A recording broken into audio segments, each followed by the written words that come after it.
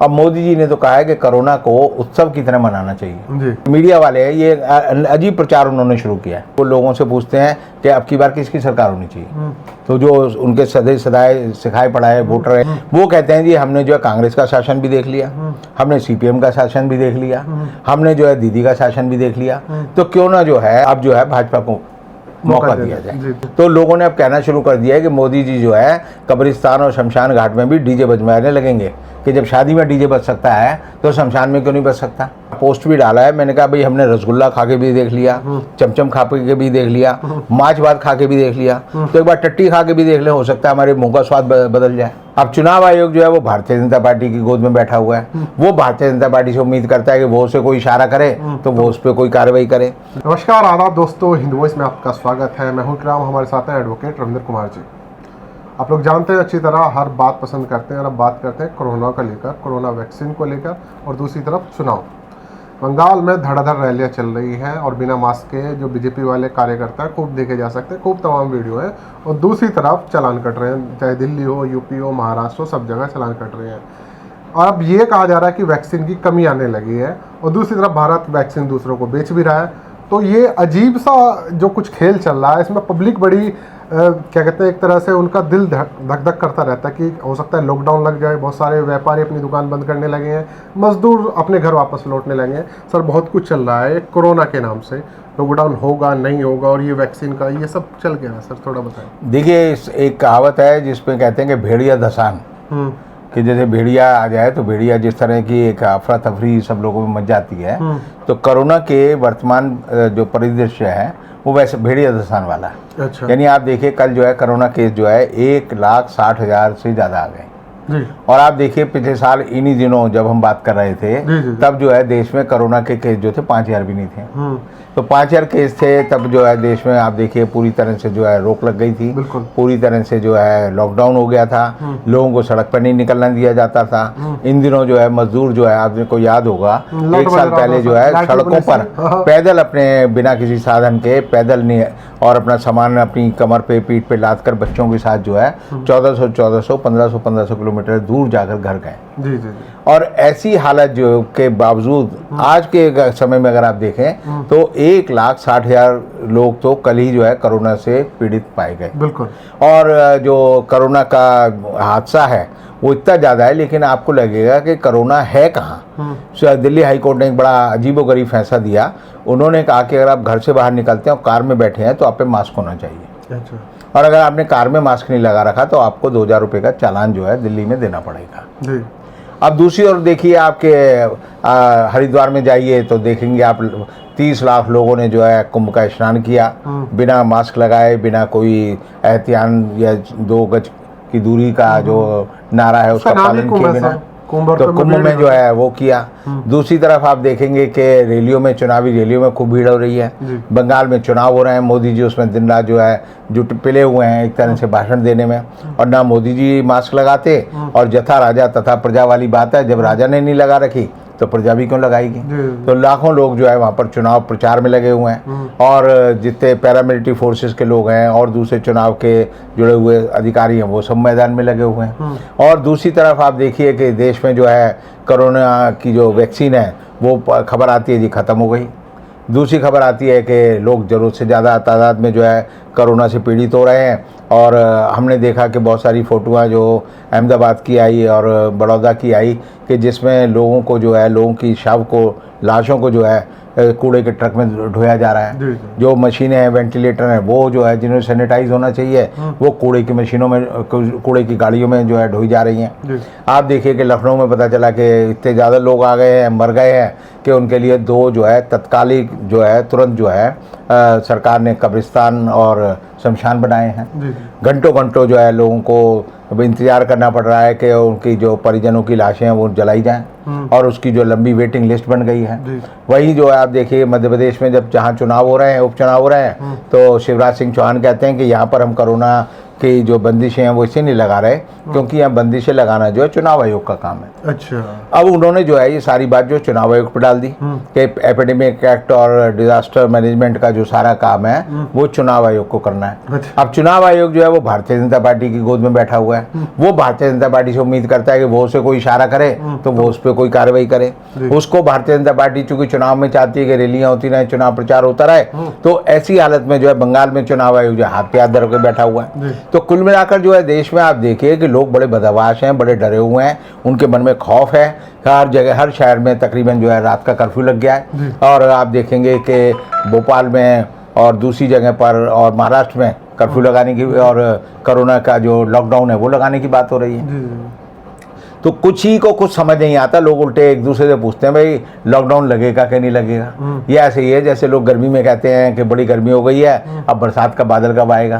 तो इस तरह से जो है जैसे कहते हैं कि आप मौसम के बारे में कभी भी बात कर सकते हैं, तो मौसम को पीछे धकेल कर जो है कोरोना के बारे में आप कभी भी किसी से कोई भी बात कर सकते हैं। लेकिन सरकार जो है उसको कोरोना की कोई चिंता नहीं है।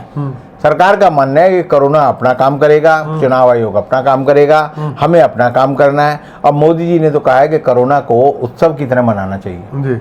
अब जैसे आप किसी के अगर मोदी जी के मुंह से जबान नहीं निकलती और ये कोई और आदमी कहता तो लोग उस पर जो है जूते लेकर पिल पड़ते कि यहाँ आदमी बीमार है, तो आप किसी के घर जाके कहो कि अच्छा तुम्हें टीबी हो गई है, इसे उत्सव की तरह मनाओ, तुम्हें हार्ट अटैक हो गया इसे उत्सव की तरह मनाओ, तुम्हें एड्स हो गया है इसे उत्सव की तरह मनाओ, तुम्हारे घर में कैंसर हो गया इसे उत्सव की तरह मनाओ। तो लोगों ने अब कहना शुरू कर दिया है कि मोदी जी जो है कब्रिस्तान और शमशान घाट में भी डीजे बजवाने लगेंगे कि जब शादी में डीजे बज सकता है तो शमशान में क्यों नहीं बज सकता। तो मोदी जी जो है हर चीज़ को इक्वल लेवल पे लेने की बड़ी अच्छी उनकी एक परंपरा है कि वो सुख दुख साम दाम दंड भेद सर्दी गर्मी बरसात भूखमरी तो खाया पिया सब बराबर कर देते हैं। मुश्किल क्वेश्चन पहले कर लो, आसान बाद में करो, बिल्कुल बिल्कुल खत्म हो जाएगा। उन्होंने बच्चों को जो है सीख दी, वो उल्टी सीख दी, ऐसी सीख दी है कि जिस सीख का जो है ये ऐसे है कि जैसे पहले आप जो है सड़क बनने से पहले उसका उद्घाटन कर लो, कि सड़क का उद्घाटन हो जाए, फिर उसका जो है पहला कुदाल चलाओ ताकि इसको बनाने की कार्रवाई शुरू की जाए। तो इस तरह से मोदी जी ने जब आपको याद होगा 2014 के चुनाव चल रहे थे तो उन्होंने कहा था हर गांव में जैसे कब्रिस्तान होता है तो वहाँ शमशान भी होना चाहिए। तो मोदी जी की वाणी पे, मोदी जी की जबान पर जो सरस्वती बैठी होती है, उनकी जबान में कांटे हुए हैं, शेर की जो जबान होती है उसमें कांटे होते हैं। तो ऐसे मोदी जी की जबान जो है उसमें जो है कांटे उगे हुए हैं। वो जो अशुभ बोलते हैं, अशुभ चाहते हैं, वो जरूर हो जाता है। उन्होंने घर घर में जो है मौत का तांडव करवा दिया है, उन्होंने गांव गांव में जो है कब्रिस्तान और शमशान बनवा दिए हैं, और इसलिए जिन लोगों ने लाशों का अंबार पहले कभी नहीं देखा वो हम आज के समय में देख रहे हैं। और ऐसी हालत में जो है मोदी जी और भारतीय जनता पार्टी जो है सिर्फ उनकी एक प्रायोरिटी है चुनाव जीतना। मोदी जी का जन्म या भारतीय जनता पार्टी का जन्म या आरएसएस का जन्म सिर्फ इसीलिए हुआ है कि देश की सत्ता पर आप किसी भी तरह से साम दाम दंड भेद से खरीद कर ईडी के माध्यम से, एनआईए के माध्यम से, सीबीआई के माध्यम से लोगों को डरा धमका कर, या नेशनल नारकोटिक्स कंट्रोल ब्यूरो है उसके माध्यम से, या अदालत के माध्यम से, या इनकम टैक्स के माध्यम से आप उनका जमीर जर और जोरू सब अपना जो है कब्जे में ले लो और उनको मजबूर कर दो कि वो आपके साथ जो है जुड़े रहें। तो ये सवाल जो है आज के समय में सरकार जो है हमारी होनी चाहिए, चाहे एक आदमी वोट ना दे। अगर चुनाव आयोग हमारा होता और इसको ये काम सौंप दिया जाए कि पाकिस्तान में चुनाव करवाने हैं तो मोदी जी वहाँ के प्रधानमंत्री बनेंगे। तो वो तो नेपाल में कह चुके हैं ना, एक उपलब्ध है उनका कि नेपाल में भी सरकार बना। बिल्कुल, नेपाल में भी सरकार बनाने की उनकी तैयारी है, श्रीलंका में भी बनाने की तैयारी है, बांग्लादेश में भी बनाने की तैयारी है। तो आप देखिए कि अगर ये बात आती है कि मोदी मॉडल क्या है, तो जो ये मीडिया वाले हैं ये अजीब प्रचार उन्होंने शुरू किया है। उन्होंने प्रचार शुरू किया है कि मैं कई बार देखता हूँ यूट्यूब पे देखोगे या जी टीवी पे देखोगे, वो लोगों से पूछते हैं कि अब की बार किसकी सरकार होनी चाहिए। तो जो उनके सदाए सिखाए पढ़ाए वोटर है या जिन्होंने ट्रेनिंग ले रखी है वो कहते हैं जी हमने जो है कांग्रेस का शासन भी देख लिया, हमने सीपीएम का शासन भी देख लिया, हमने जो है दीदी का शासन भी देख लिया, तो क्यों ना जो है अब जो है भाजपा को मौका दिया जाए। तो मेरा ऐसे लोगों को देखकर बड़ी हंसी आती है। मैंने फिर एक अपना पोस्ट भी डाला है, मैंने कहा भाई हमने रसगुल्ला खा के भी देख लिया, चमचम खा के भी देख लिया, माछ भात खा के भी देख लिया, तो एक बार टट्टी खा के भी देख ले, हो सकता है हमारे मुंह का स्वाद बदल जाए।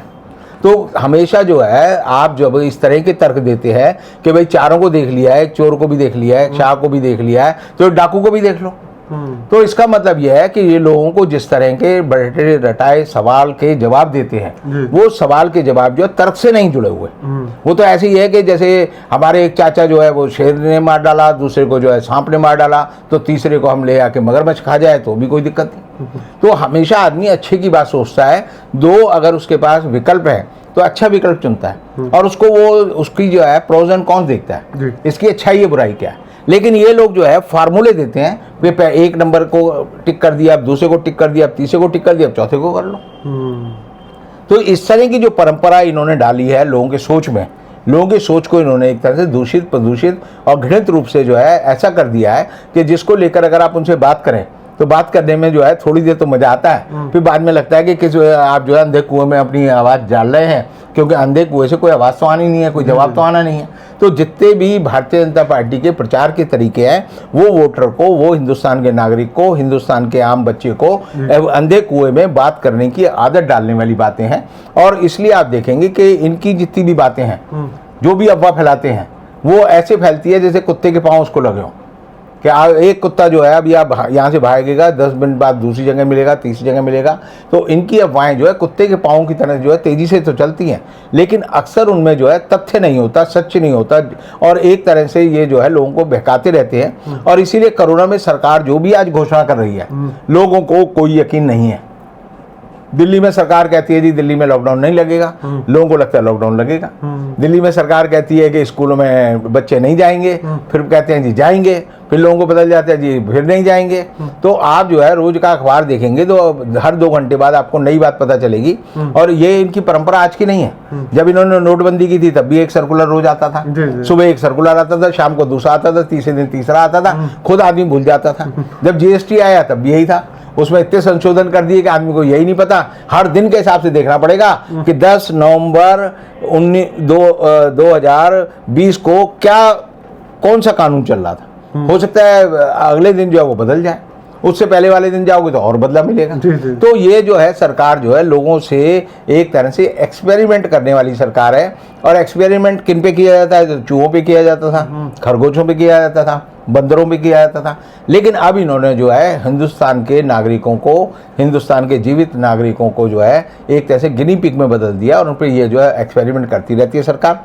और आपने जो कहा कि भाई कोरोना काल है, तो कोरोना काल है, बढ़ रहा है, खतरा बढ़ता जा रहा है, लेकिन सरकार जो है किम कर्तव्य विमूढ़ है। इन्हें कुछ नहीं पता कि हमें क्या करना है। कोरोना की गाइडलाइन अगर आप पढ़ लोगे तो अपना सर पीट लोगे। वो एक ही गाइडलाइन का मतलब है कि आप जो है 2000 रुपये का जुर्माना दे दो, किसी तरह लोगों से पैसा ले लें। तो मैंने एक आदमी जुर्माना काट रहा था, तो मैंने उससे पूछा भाई तुम ये काटते तो क्या मतलब है? तो उसने केजरीवाल का नाम लेकर कहा कि केजरीवाल ने कहा है कि खजाना खाली है, कम से कम 2-2 हज़ार रुपये का इकट्ठा करोगे तो अपनी तनख्वाह भी पाओगे, औरों की भी पाओगे। और यही हाल जो है यूपी सरकार का है। यूपी सरकार जो है जहाँ पर की सबसे ज़्यादा बदहाल स्थिति है कोरोना की, जहाँ पर जो लॉ एंड ऑर्डर जो है सबसे खराब हालत में है, उसके जो मुख्यमंत्री हैं वो बंगाल में डेरा लगाए बैठे हैं। वो कहते हैं जी हमें जो है चुनाव ज़्यादा लड़ना है, हमें जो है कोरोना से कोई मतलब नहीं, अपने आप लोग जो है जिएंगे मरेंगे, उनका भाग्य क्या आता है। क्योंकि भारतीय जनता पार्टी भाग्य में ज़्यादा यकीन रखती है, कर्म में नहीं रखती। वो कहती है भगवान को बचाना होगा तो बचा लेगा, भगवान को तुम्हें मारना होगा तो तुम्हें जो है तुम्हारी भस्म जो है वहाँ गंगा में बहाने के लिए पहुँचा देगा। तो इस हालत में जो है देश की हालत आज के समय पहुँच गई है। और इन सारी चीज़ों को लेकर नागरिक को, जो मोदी जी ने बड़ी अच्छी बात कही थी कि आत्मनिर्भर बनो, तो उन्होंने हर आदमी को आत्मनिर्भर बना दिया है। चाहे उसे रोजगार की बात हो, चाहे उसके स्वास्थ्य की बात हो, या बच्चों की शिक्षा की बात हो, या उसको जो है बैंक की किस्त भरनी है उसकी बात हो, या उसके खाने पीने की बात हो, उसके घर की बात हो। आप जो है आत्मनिर्भर है। सरकार से किसी तरह की कोई उम्मीद आने वाले समय में आप नहीं कर सकते, क्योंकि सरकार के हाथ में खुद कटोरा है। वो आपको एक ही बात कर सकती है कि वो आपको कटोरा दे दे। और यही बात है कि इस वजह से हिंदुस्तान का आदमी जो है आज के समय में सरकार पर कोई यकीन नहीं रखता।